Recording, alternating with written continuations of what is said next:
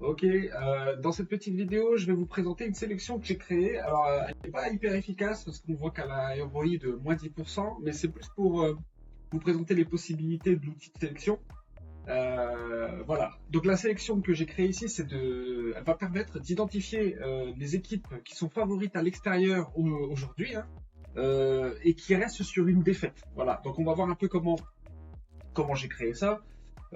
Donc il y a trois conditions dans ma sélection. La première qu'on va analyser, c'est celle-ci, c'est le fait d'identifier qu'une équipe est sur une défaite et qu'elle joue à l'extérieur. Voilà.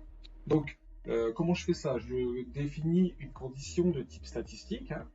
Voilà, je prends la statistique série équipe paire et je demande à ce qu'il y ait au moins une défaite. Donc là, on va identifier des équipes qui sont sur au moins une défaite, mais il peut y en avoir plus. Voilà.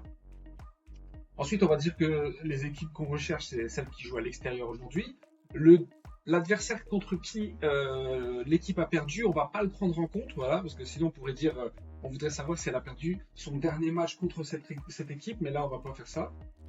Période, on va mettre all time, c'est-à-dire qu'on va juste prendre le dernier match joué de l'équipe. Au niveau de la position ici, peu importe, c'est-à-dire que on se moque du fait qu'elle ait perdu son dernier match à domicile ou à l'extérieur, mais on peut aussi être plus précis en disant voilà, je veux qu'elle ait perdu son dernier match à l'extérieur. Ici, on va pas prendre en compte. Et ensuite, la compétition. Dans quelle compétition, pardon, l'équipe a perdu son dernier match. Donc là, je vais prendre toute compétition confondue, mais on pourrait dire, par exemple, compétition courante. Par exemple, imaginons qu'on veut savoir si l'équipe a perdu son dernier match en Ligue des Champions, si elle joue en Ligue des Champions. Voilà, par exemple. Là, on va prendre toute compétition confondue. Voilà. Donc ça, c'est ma première condition. Les deux autres conditions, en fait, vont être sur de type cote. Là, en fait, c'est pour identifier le fait que l'équipe est favorite. Alors, comment je vais faire ça?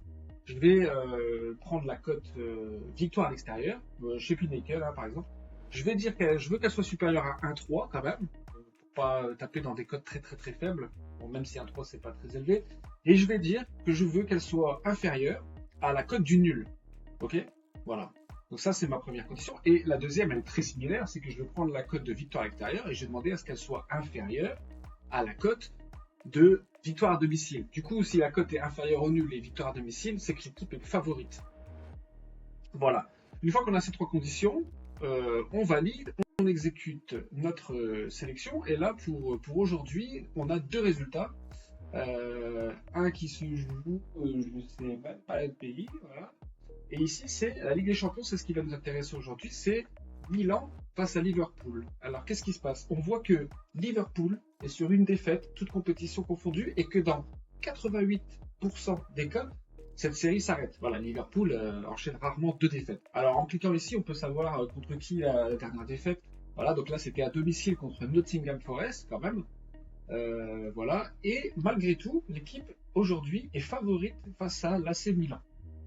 On voit que la cote de Liverpool est à 1,96, donc supérieure à celle à 1,30 et inférieure au nul et à la victoire à domicile. Donc le match ressort.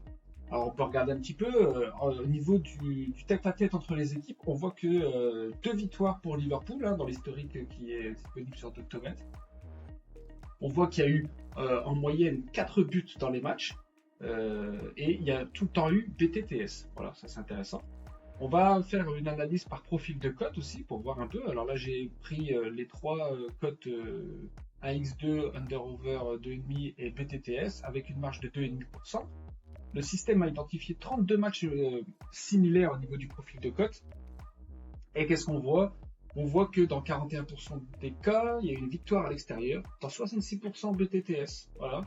Donc, je vous rappelle qu'en haut, vous avez les pourcentages des événements, les taux, et puis en dessous, vous avez la cote pivot, c'est-à-dire au-dessus, c'est value, en dessous, c'est pas trop value. Voilà.